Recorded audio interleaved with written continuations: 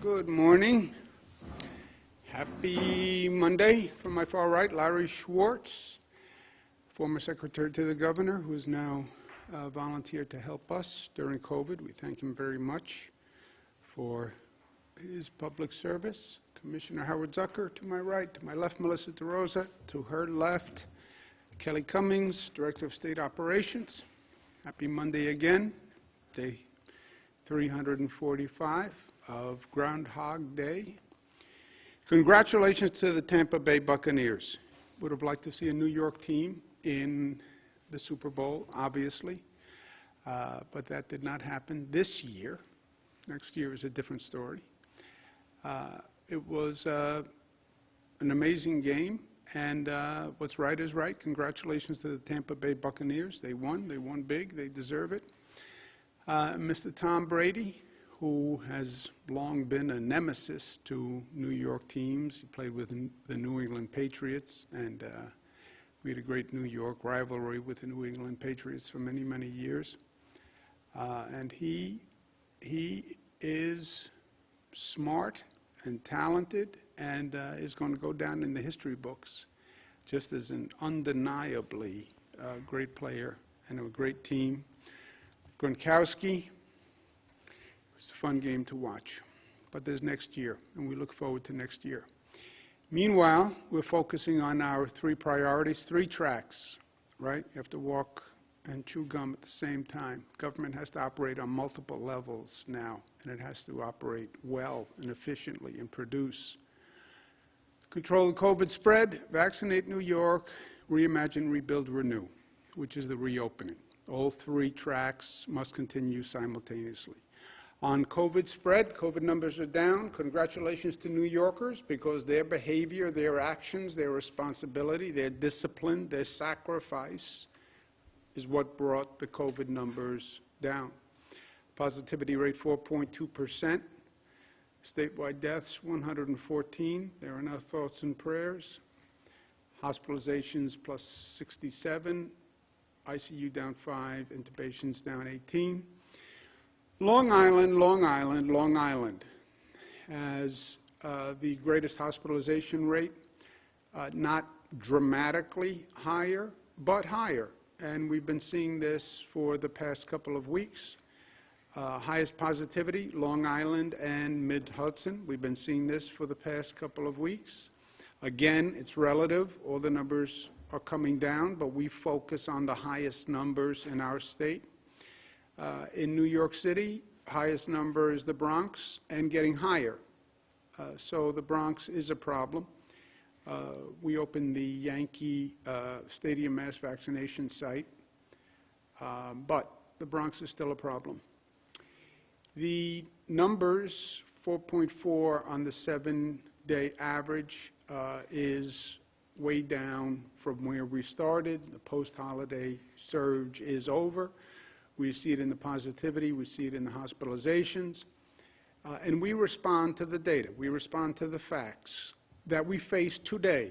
Facts may change tomorrow, and then we will change with the facts. The enemy changes tactics, we adjust with the enemy. But the numbers are down now. We were planning to open the restaurants in New York City 25% indoor dining on Valentine's Day. They have made the point that they'd like to open a couple of days earlier so they can be ready for Valentine's Day, get the staff oriented, get supplies into the restaurants, and that's a reasonable request. So we'll start indoor dining on Friday at 25%. That will go into effect on Friday. They can go to 25% on Friday, and they'll be ready for that weekend and for Valentine's Day. Crossing out Valentine's Day is not really accurate. Valentine's Day, it should be a big restaurant day, and but we'll open 25% indoor dining New York City Friday before Valentine's Day, so they'll have a big Valentine's Day. We overall are in a foot race with the COVID spread. We're watching for variants. We're watching for increased infection from variants. We're watching vaccine effectiveness with some of these new variants of interest, as they call them. But the foot race is clear. It's rate of vaccination versus rate of infection. Vaccinate, vaccinate, vaccinate. Overall, statewide, 2.465, updating at 11:15. Obviously, that didn't happen. We're at about 90% of all doses allocated used in arms, and it's only Monday, right? So we get an allocation during the week, Monday, Tuesday, Wednesday, Thursday, depending on location. You'll get deliveries Monday, Tuesday, Wednesday, Thursday. It's Monday, we're already at 90% in arms. And this is what I've been trying to communicate. We get a supply on a weekly basis. It comes in Monday, Tuesday, Wednesday, Thursday. It's Monday, already 90% of that allocation is done, so we go week to week. By the end of the week, we basically exhausted the entire week's allocation, and then we wait for the next week's allocation. What has been helpful with the Biden administration is we know what we're going to get for the next 2 or 3 weeks. So at least we can plan and we can tell the local governments, this is the number you're going to get next week. You don't have it yet, but this is what you're going to get. So it has smoothed out the scheduling, but it's still week to week. We have a much larger distribution network than we have supply. We have many more distributors than we have product on the shelves. That's the tension that we're facing.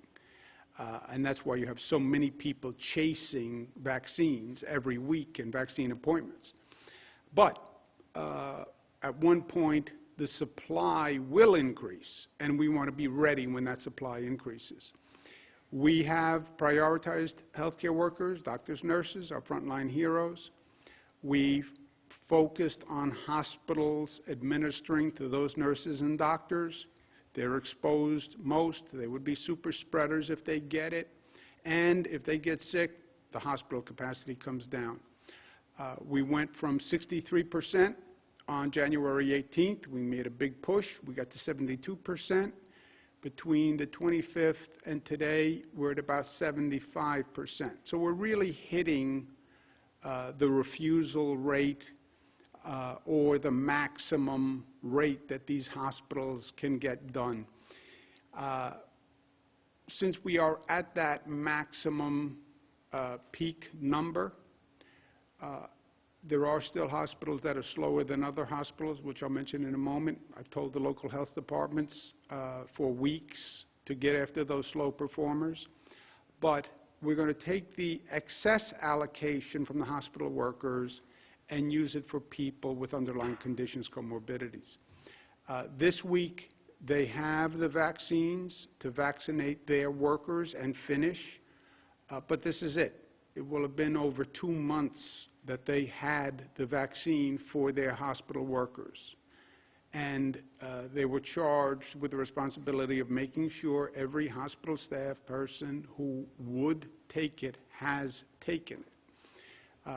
Hospitals can't say to a nurse, you must take the vaccine. The nurse has the right to decline. But I want to make sure every nurse had the option, every doctor had the option to take that vaccine. If they don't want to take it, at one point we understand and we'll give it to somebody else. So this is the last week for that.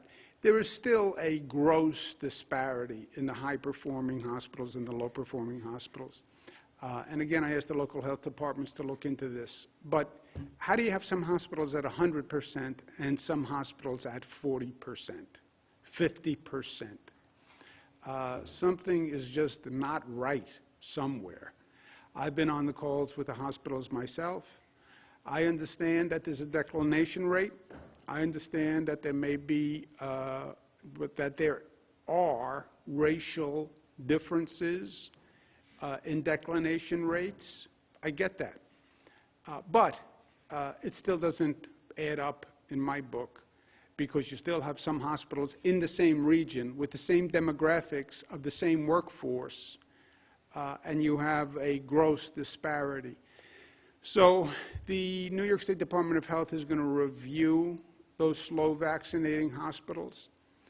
We want to understand why and how, but we're also going to use the excess supply for those with pre-existing conditions. That will start on February 15th. We have a list on the website of what the comorbidities are. That's basically a clarification of some of the specifics of the federal CDC guidelines. And these will be statewide regulations defining comorbidity for any site in the state. People with comorbidities can begin making appointments on the state sites February 14th to open February 15th. On the local health department sites, the appointments can start on the 15th. We'll leave it to the local health departments about when they start scheduling, but they can't schedule an appointment to be performed before February 15th. Local health departments want to coordinate with their hospitals, with their local doctor networks. That is up to them how they do that. You do need, this is for people with comorbidities as defined by the CDC and state guidelines. And the state guidelines are just a refinement of the CDC guidelines. There will be validation of the comorbidity. People will need to bring a doctor's letter or medical information that evidences that they have this comorbidity, or they now sign a certification when they get the vaccination. They'd have to certify that they have a comorbidity. Those three options are all available. We'll leave it to the local health department about to determine what exact validation they want, but they have to validate. And the state will audit the local validation system in coordination with a system called Tiberius, which is the federal data system that we all signed on to that actually documents where the doses went. This is a precious resource. There will be fraud, there will be mistakes, there will be inefficiency. We understand that. But we will also audit to make sure the rules are followed. New Yorkers are fair. If you have a comorbidity, they get that 94% of the deaths are people with comorbidities. They also understood the prioritization of nurses, doctors, essential workers. So New Yorkers are fair-minded, and everybody wants this vaccine. But the rules should be followed. We don't want people abusing the system. New York State Department of Health will do a call with the county executives, local health departments to talk through and explain the comorbidity validation process. But it is still clear, and let's just understand the scope of where we are. We need an increase in the federal supply because we still have many people chasing a very rare and precious resource, the available doses. The Biden administration has increased the federal supply. Again, they're not making it in the basement of the White House. They're buying it from the drug companies. We understand that. But they are the only ones who can buy from the drug companies. So really, they control the spigot on the supply. They've increased it over 10% already in just a few weeks. And they have told us what the future allocations were, as I mentioned, which really helps our administration. But we need more. And I said on day one when this started, everyone is going to say the same thing. I need more. Every governor in the United States will say, I need more. Every county executive in this state will say, I need more. Every politician will say, I need more, and we should help this group and this group and this group and this group. I get it. Everyone understands the dynamic. But you have a precious resource, and only Jesus could figure out how to feed hundreds with limited loaves of bread and fish, right? So we need to be fair in the allocation until the supply increases. What could make a big difference in the supply Johnson & Johnson. They filed for emergency use authorization. That could be a game changer. Single dose, no super cold, refrigeration chain needed. That could make a major difference. So we need that major difference. We need that bump in the supply.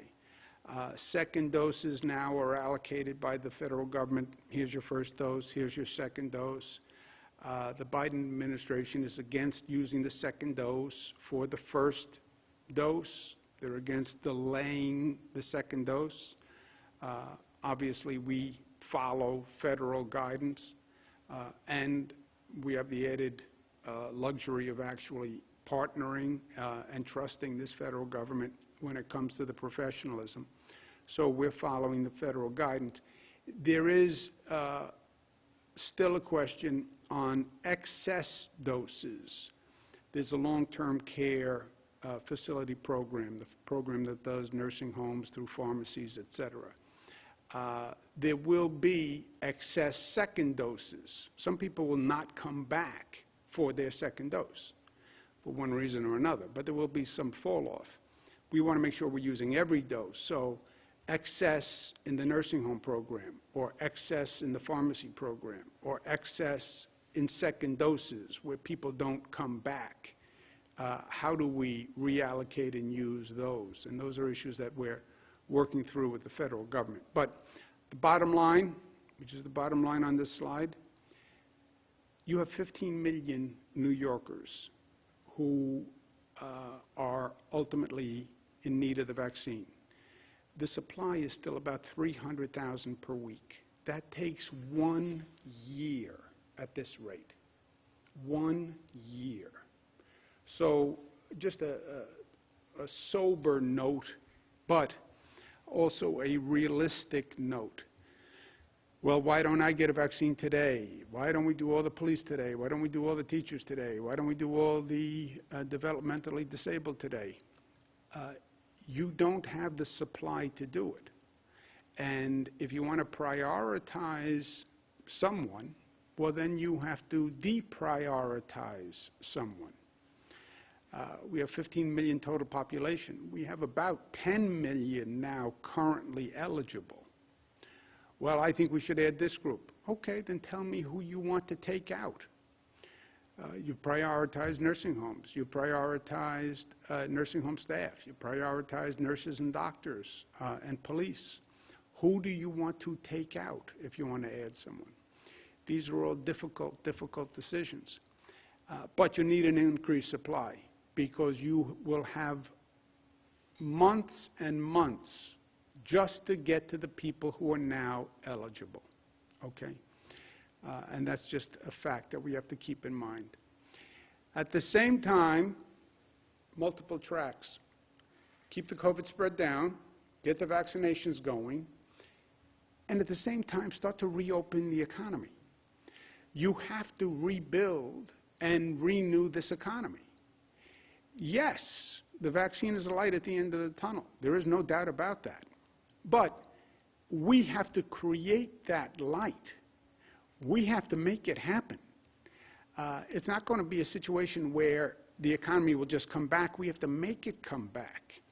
And we have an opportunity because COVID caused a global crisis. You have states all across this nation, you have cities all across this planet that went through this, and the question is going to be who adjusts to the new dynamics fastest and best. And there's an opportunity in that. Whatever economy most quickly adjusts to the new dynamics, that will be the economy that thrives the most, right? So, step one, we need Washington to actually provide state and local relief. President Biden has promoted it and proposed it with $350 billion in state and local aid. House has agreed, Senate has agreed. Now the question is going to be the fairness in the distribution of the $350 billion. And our point is, I know the federal government wants to help many sources, but provide the state with state relief that it needs so we can balance the needs in this state. And our needs are $15 billion. Fairness also means repeal the unfair SALT assault, which when the Trump administration passed the SALT tax proposal, that was targeted at this state and cost this state more than any other state. Everyone said it was unfair. Everyone. We sued the federal government. The litigation is still open. Everyone said it was unfair. Okay, now you're in charge. So undo the unfair law, the SALT tax reform under Trump, and reduce New Yorkers' taxes overnight. Every day SALT stays in place cost the people of the state $34 million. $34 million every day. We have so many needs that we want to take care of, and bona fide needs. And it's all about resources, and every day we send $34 million more to Washington because of this SALT law. Anyway, the economy is not going to come back on its own fast enough. It's not about taking the posture of, well, the economy will come back when the economy comes back. No. We have to bring the economy back. It's how fast we reopen, how we reimagine, how we rebuild. This is not a passive time in life. This is a time where our actions will dictate the consequences. So we want to be aggressive about the reopening. Cities have taken a real blow during COVID. That's true internationally for a confluence of events. But what makes a city, and the reason why people live in a city rather than in a home in a rural setting, is that a city provides cultural and creative synergies. That's what makes a city. That's why people want to be in density, because they want that energy, they want that stimulation, they want that sharing. A big part of that is the arts and the culture. And that has been shut down all across this country. It's taken a terrible toll on workers, actors, performers. We're going to accelerate that with something called New York PopsUp. And this is really cool and creative. It's the first initiative in the nation that will accelerate the restoration of the arts and performances and creative energy. You have an entire sector of the economy that has been out of work. We talk about the restaurant workers and people who've been hurt at work. When you shut down Broadway, when you shut down movie theaters, you stopped an entire industry. Everybody understands why, but we have to now nurture that industry to bring it back. And again, it is vital for our cities to survive. The arts industry workers, many of them have been out of work since March. So we're going to accelerate that reopening with 300 plus pop-up arts events all across the state. 300 events in 100 days of pop-up performances. And these are just pop-up performances. They're free.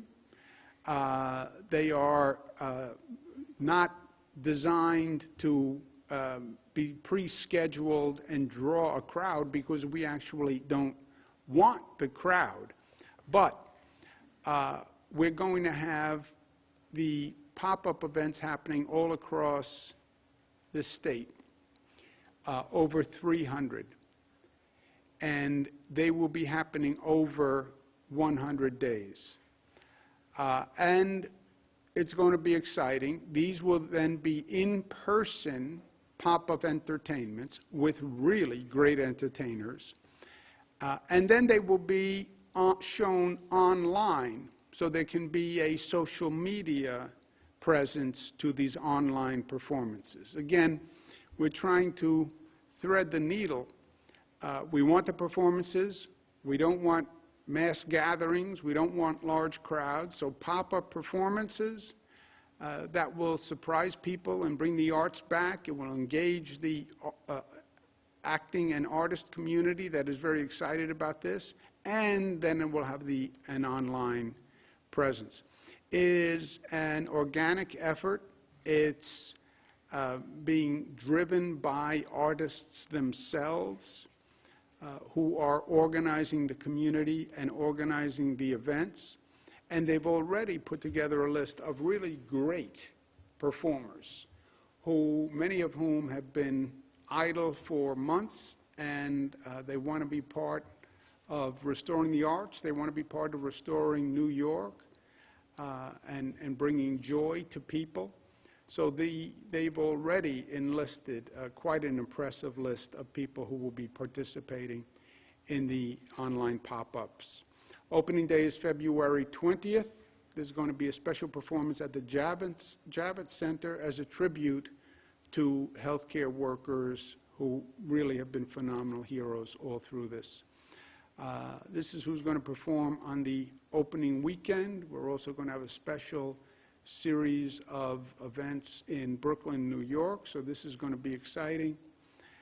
Sunday, Garth Fagan's company will have a special performance at the Magic Spell Studios at RIT, Rochester Institute of Technology, as a tribute to the staff at RIT, which just did a magnificent, magnificent job. So this is exciting, it's different, it's creative, but these are different times, and we have to address them. PopsUp will start with these pop-up performances and then migrate to the reopening of venues for arts. Again, our rapid testing, our testing protocol, opening sites with testing is something where New York wants to lead the way. You have venues like the Shed, the Apollo, Harlem Stage, Alice Bush Opera Theater that we can start to reopen with testing. So we'll start with the pop-ups, we'll then move towards reopening venues with testing on a limited basis, and this will crescendo through the summer with the 20th anniversary of Tribeca and the opening of Little Island at Pier 55. This is deja vu. 20th anniversary of Tribeca. Tribeca started in New York City post 9/11 to get people comfortable with downtown Manhattan post 9/11 and reintroduce them in some ways to downtown Manhattan post 9/11. And now the expansion of the Tribeca concept is to reopen the economy overall in the state and reopen it through the arts. So what Tribeca did so well 20 years ago, we now need on a massive scale statewide. Also, Little Island at Pier 55 is on the west side of Manhattan, and it is a great development that is done on the Hudson River Park by Hudson River Park Trust, which is a state agency, joint state-city agency, and the Barry Diller Foundation, which has created an architectural marvel, and it's a great venue for the arts. So it will build up to that in the summer months. I want to thank Jane Rosenthal and Scott Rudin, who are fantastic New Yorkers and fantastic professionals, and they've been very helpful in organizing this. And as I said, it's exciting and it's different, but it's going to make a difference. And New York leads, and we're going to lead in bringing back the arts. Because we're at a point in time where the future, my friends, is what we make it. The future COVID rate is a function of our behavior. How fast does the economy come back? How robust? It depends on what we do. And in New York, we are very good at the doing because we are New York tough, smart, united, disciplined, and loving. Operator? Thank you, Governor. If you'd like to ask a question, please use the raise hand function at the bottom of your window. We'll take a brief moment to compile the Q&A roster. Governor, your first question is from Marcia Kramer of WCBS. Marcia, please unmute your microphone. Your line is open. I'm unmuted, Governor. Can you hear me? I'm unmuted, Governor. Oh, I see you going, I can't hear you, but you must hear me if you're like that. That's very good. That's very good, Marcia. You know, my eyesight hasn't failed me yet. How are you? I'm good, thank you very much, Governor. So I guess the biggest question that people have is this the next step in terms of reopening Broadway? Will Broadway theaters or any number of Broadway theaters be considered in the second phase so that you can, if with testing, get some of those theaters open as well? Marcia, I think that is where we are headed, right? The overall effort is headed towards reopening with testing. And we're going to be smart, but also aggressive about it. The Buffalo Bills playoff game, 7,000 people in a stadium, all tested prior to entrance. No evidence in contact tracing of any increased spread. 7,000 people. Now, stadium was outdoors, but it's 7,000 people, and you tested all the 7,000 people. If you can reopen using testing, take it to the next step. We just said catering halls, wedding ceremonies can go up to 150 with testing, right? Which is safe from a public health point of view. And by the way, it will give people confidence to actually go to the wedding, right? You invite 150 people to a wedding now. Who wants to go stand in the middle of 150 people? But if you say all 150 people were tested and they're negative, well, then I would go to that wedding. So testing as a way to reopen. We're going to start to expand that. You saw it in the arts. There are venues that we want to start to reopen with testing and capacity limitations. And I'm going to be speaking more about that in the coming days. And then, yes, theaters, arenas, why can't you do it with Broadway? You can. You can open a Broadway stage with a set percentage of occupants where people have tested prior to walking into that Broadway theater, both, again, from a public health point of view and a practical point of view. Would I go see a play and sit in a playhouse with 150 people? If the 150 people were tested and they were all negative, yes, I would do that. And the social distancing and the air ventilation system is proper, yes, I would do that. If it was reviewed by the State Department of Health and they said there was an intelligent protocol to it, I would do it. So I think reopening with testing is going to be the key. Do you have a time frame for that, though? We are already moving, right? We started the demonstration, the Buffalo Bills game. The wedding ceremonies, catering halls, that's just 150 people with testing in the right space. And if you can do a wedding catering hall at 150 people with testing, well, can you do a Broadway theater where the size would allow 150 people with social distancing with testing, right? Whether you're at a wedding or you're sitting in a seat in a theater, what's the difference? So that's what we're working through now. And we're moving down this path.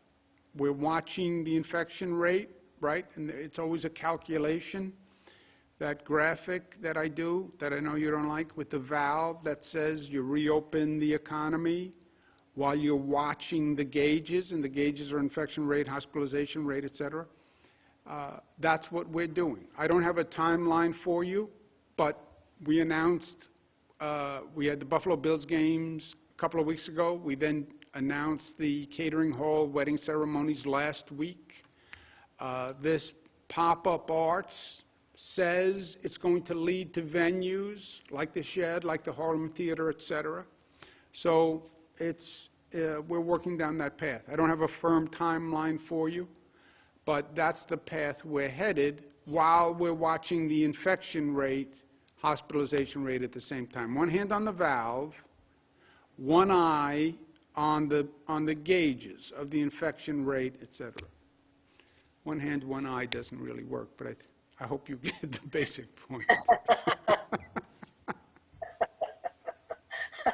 A.J. Parkinson said,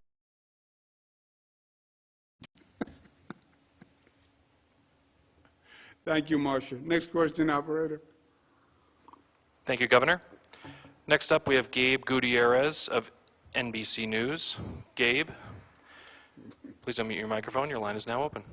Hi, Governor. How are you? Thanks for taking the question. Thank you, Dave. So, Governor, I get that you've said that, it's important for public officials to be nimble, flexible, and that the coronavirus changes tactics. But, there have been some questions about how you reversed your position on restaurant workers being eligible for the vaccine. And it took a few days for the screening website to reflect that. And on Friday, as you mentioned earlier, you announced hospitals would have a week to vaccinate the rest of their workers. That caught some people off guard. And the comorbidities that you announced in that tweet on Friday have yet to be reflected on any of the screening websites. You said earlier you'd have to wait until the 14th to make those appointments. But Governor, what would you tell people who say that the entire process is too confusing or that you're winging it? Then they don't, I would say, Dave, they don't understand where we are. There is no plan or strategy that does not adjust to the virus and the circumstances. And the virus changes. And by the way, if you don't change with the virus, you lose. You lose.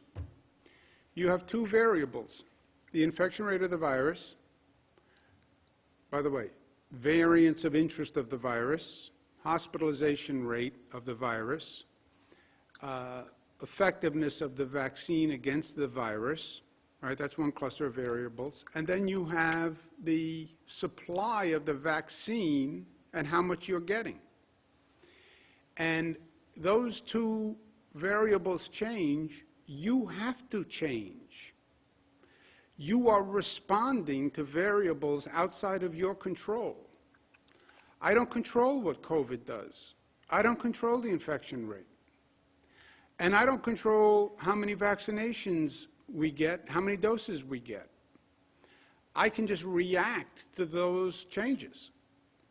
We talked about 11 times before the holiday season, don't celebrate smart. If you have large social gatherings, you're going to see the virus increase, you're going to see the virus increase, you're going to see the virus increase. The number went up. What did we have to do, Dave? We had to adjust to the COVID increase in infection rate. Well, why didn't you just ignore it? Because if we ignored it, it would have overwhelmed the hospitals, more people would have died. Well, why didn't you stay consistent? Because the facts changed, right? You're planning to stay home today. Somebody walks in the house and says, the house is on fire. Why don't you say, well, my plan is to stay home, so I'm staying home despite the fire? Wouldn't be smart. So you adjust to the increase in infection rate. How many vaccine doses do you have? I can tell you what I have next week. I can't tell you more than that. Now, if Washington tomorrow announces we're going to get more dosages, you know what we're going to do? We'll adjust to that new fact and that new information. And if our doses increase 5% tomorrow, then I'm going to have a new plan as to how to use that 5%. That's called intelligent, adjusting to the plan. Yes, you adjust the plan when the facts change. You're staying home today, Dave? The house is on fire. Next question. Plan changes. Melissa, thanks, Governor. Melissa has an analogy on my house is on fire. I don't know that I have an analogy, but I was just going to say to the governor's point, you know, we woke up, I think it was 2 Tuesdays ago, and we had a plan, and then the CDC went out and announced you should do immunocompromised and 65 plus. Maybe it was 3 weeks ago. The days all run together. But immediately the public and the press says, what are you going to do? What are you going to do? What are you going to do? And we do our best understanding the demands of the public, wanting information, wanting answers. We sympathize with people who desperately want this vaccine and who are eager to get more information as to when they can go, when they can sign up, when is it my turn. But to the governor's point, we are in a position where we are reacting to things that we are directly out of our control. So we're doing our best. On Friday, we said it was going to be the 15th. That's the most lead time I think we've given on almost anything during this pandemic. I remember early on, we announced in the morning that the entire state was closing that night. But it's going to continue to be a push and pull and a frustrating process, and we ask the public just to be patient, and we're doing our best. And as the information changes, you are going to see changes coming from the administration. As we can get more vaccines out there, we are going to be adding to the eligibility category, and everyone here is just striving to make sure that every New Yorker can get on with their lives as quickly as possible, which I think is what we all want and need. Yeah, and Dave, let's not lose all intelligence, right, and all common sense. When the federal government announced we were getting 10% more vaccine doses, then I said we have more doses available, and we added restaurant workers. We are now, I believe, at our max on hospital workers, where we're at about 75% of hospital workers have received the vaccine. We're at 72, 73. About 10 days ago. I don't see that number going any higher. We do have an issue why the low-performing hospitals were so much lower.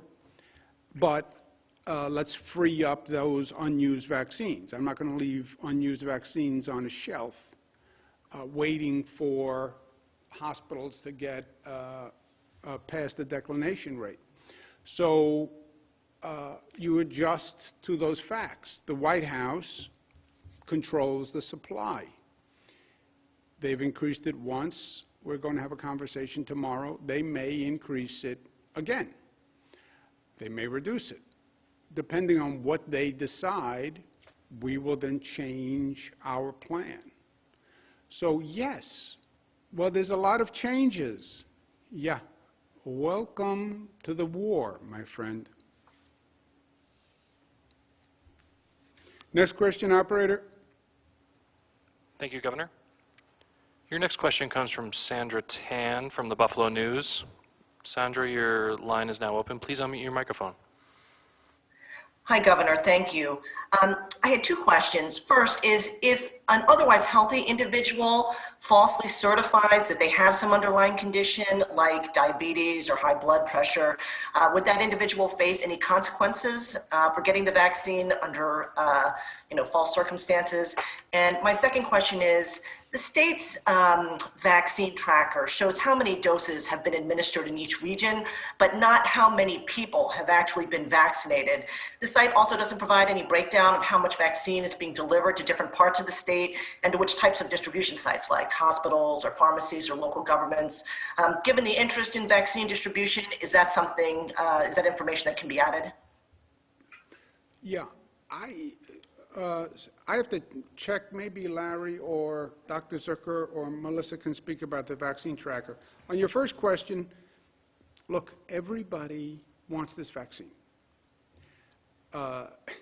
There was a lot, when this started, the skepticism about the vaccine was very high. And by the way, the skepticism about the vaccine is still high and is higher in Black and Hispanic communities. And it's a problem, and we have to deal with it. But when it became so rare and hard to get, there was like a shift where the demand went way up when people knew they couldn't get it. When it became rare and precious, then more people wanted it. So you now have roughly 10 million people every week chasing 300,000 vaccines. And you have people who sit on a computer all day trying to get an appointment for their mother or their grandmother or their grandfather or their brother or their sister. And they just sit there hitting the refresh key, and they look at all different sites from county government, state government. They're making phone calls. You have people who are desperate, right? Because they've been at home, they're locked up, they're afraid. So it is a precious resource. It is so precious that I believe some people will commit fraud. I was a former district attorney. I was a former attorney general. You tend to view these situations with an eye towards when you have a scarce resource and high demand, what might happen. There may be fraud. We've already seen cases of people selling the vaccine wrongfully, stealing the vaccine. It's a valuable commodity. People would pay a lot of money for a vaccine right now, some people. So yes, if fraud is fraud, and we've asked the people of this state to be reasonable in prioritization, and I feel good defending the prioritization. People in nursing homes, yes. Staff in nursing homes, yes. Staff in hospitals, yes. Essential workers, yes. 65 plus, yes. Comorbidities, yes. I feel good with all those prioritizations. I'm 63. I'm not 65. I'm an essential worker. I said I'm not going to take it as an essential worker. So I'm not in any eligible category. If a person commits fraud and says they have a comorbidity when they don't, or lies about their age, then, yeah, they committed fraud, and that has to be enforced. Otherwise, the whole system's a mockery. On the tracker, I don't know. Do you know, Melissa? Yeah, so the tracker, which we're continuing to build out, it's been a work in progress, much like the original site when we had testing and the mortality information, and then we added race. So we're going through that process again right now. I know it's not as fast as some in the public and the press would like, but we're working on it. Over the weekend, we added demographic data broken down by subcategory, so you can see the race and ethnicity of the consumption of the vaccine by 1A and 1B and 65 plus. We also added the hospital tracker, so you can see the hospital workers by region and broken down by county at the county level, and the nursing homes. So yes, we will continue to build that out. I will take back those specific ones today, and I'll see how quickly we can get them updated on the website. Thank you. We're also, just to be clear, whatever doses we have, every dose is precious, as I just explained.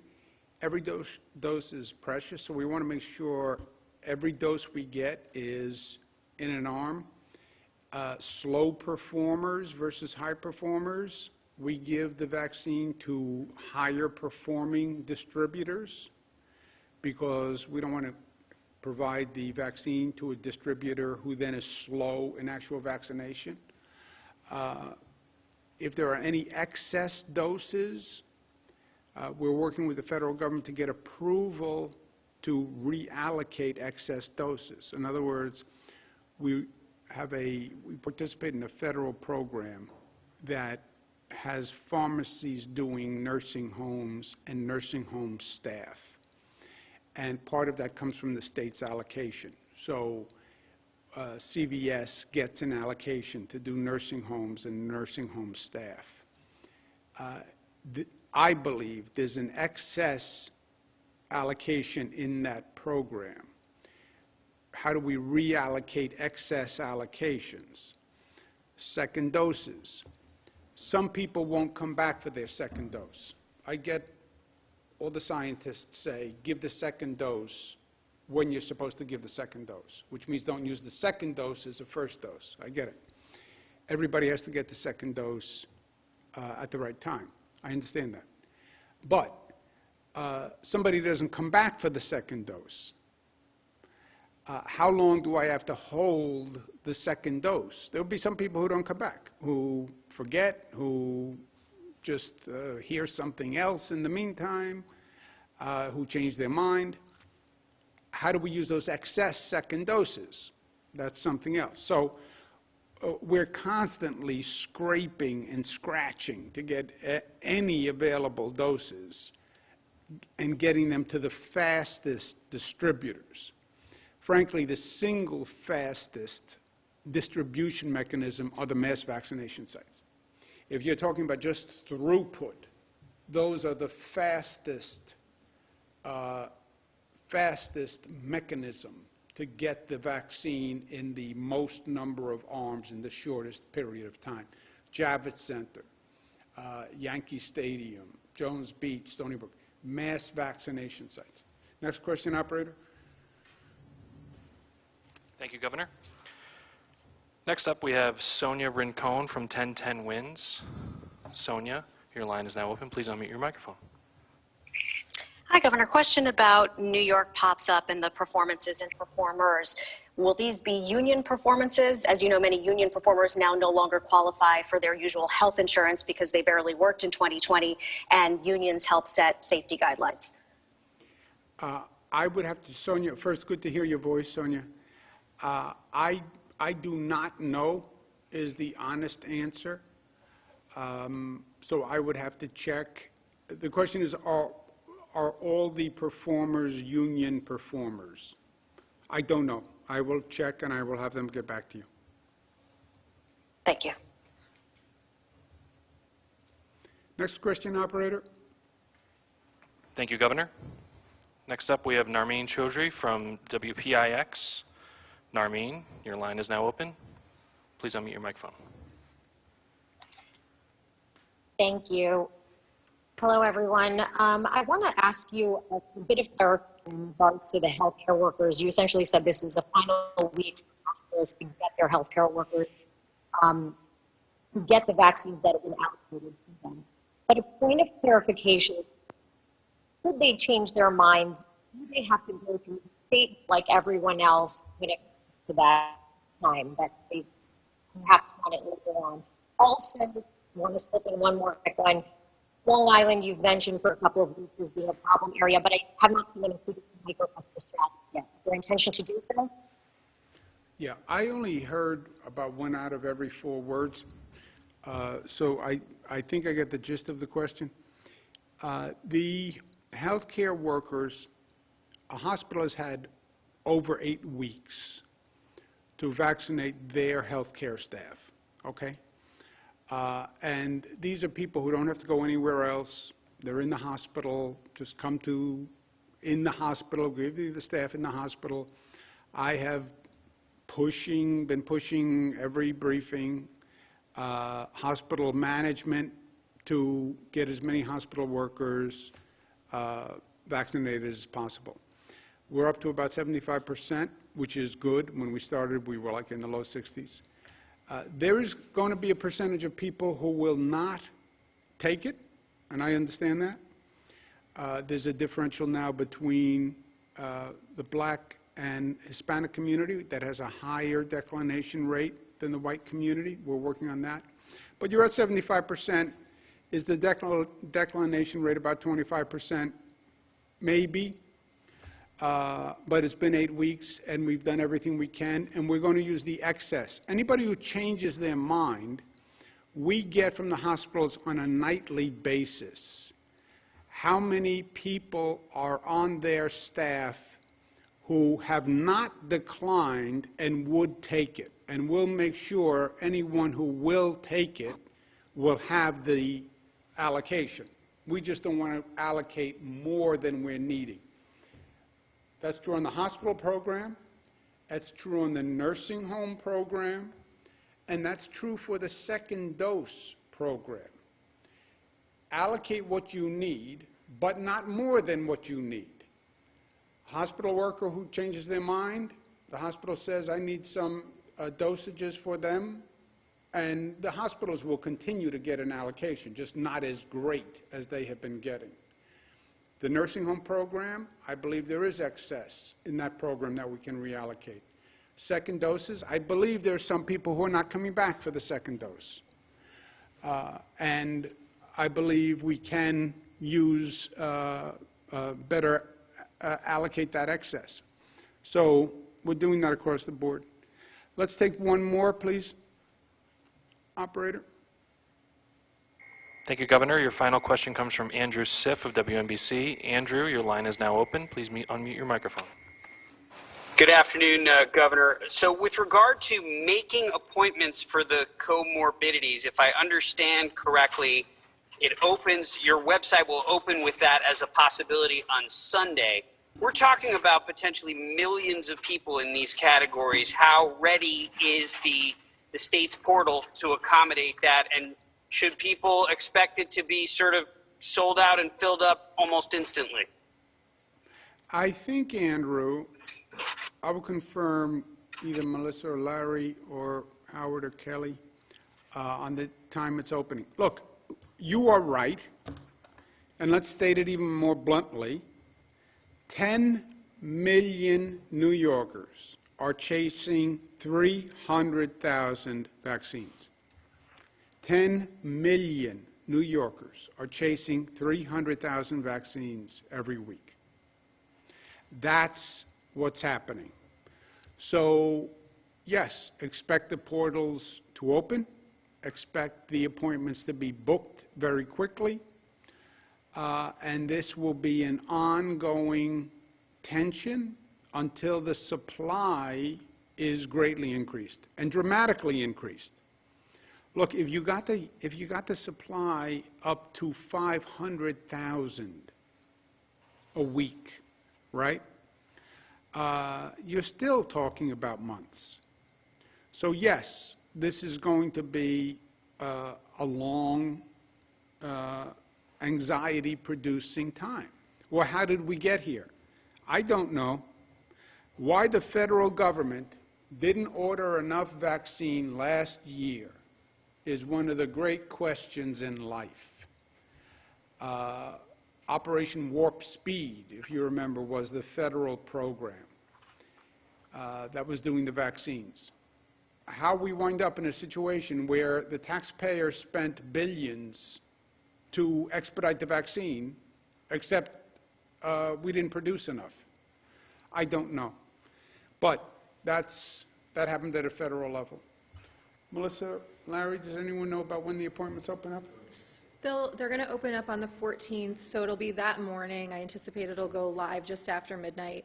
There will be a crush. This will not be perfect. We've made a lot of changes since the vaccine website initially launched to be able to handle much more volume. I think the system itself has smoothed out. There are people constantly on a daily basis right now, hundreds of thousands of people on that website refreshing. That traffic is only going to increase. As a reminder, you can also do this through your local health department. She's given me the goods that I wanted on this. Say it again, Andrew? Sorry, Andrew?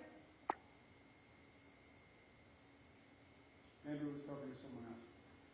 Well, in any event, the local health departments are also going to be doing this. As the governor said, we're taking the allocation that was going to the hospitals that have finished their hospital workers, and we're giving it to the local health departments. And so you should also be consulting with your local health department in the city. Obviously, the city has a lot of city-run sites on how they're going to do this. They may be doing it differently. We're giving them that flexibility. So the state sites are going live on the 14th.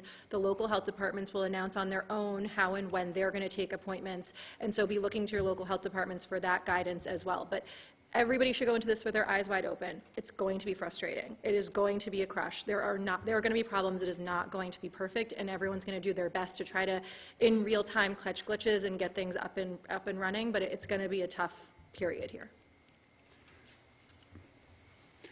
Yeah, and again, Andrew, calibration of expectations. I said when we announced this, I announced Matilda's rule, right? We knew this was going to happen because the federal government said they were going to increase the supply, and then they never did. And Matilda's rule was understand the reality of the situation. 300,000 people chasing, 10 million people chasing 300,000 vaccines. That's the reality. That's not going to change for months. For months. So if you think, well, I'm eligible, well, that means I can get one next week. No, because you still have to deal with the fact that there are only 300,000 doses and 10 million people chasing the 300,000 doses. That's the difficulty in this situation. That's the difficulty that the Biden administration inherited, by the way. And what you'll see is people's patience will get frayed more and more, because this is going on for months at this rate. 4 months. So Melissa's point is patience. Yes, patience, and they need to understand the facts. Why this is happening. It's not because there's a portal problem or a software problem or it's because you have 10 million people chasing 300,000 vaccines every week, and that's not going to change. Okay, thank you very much.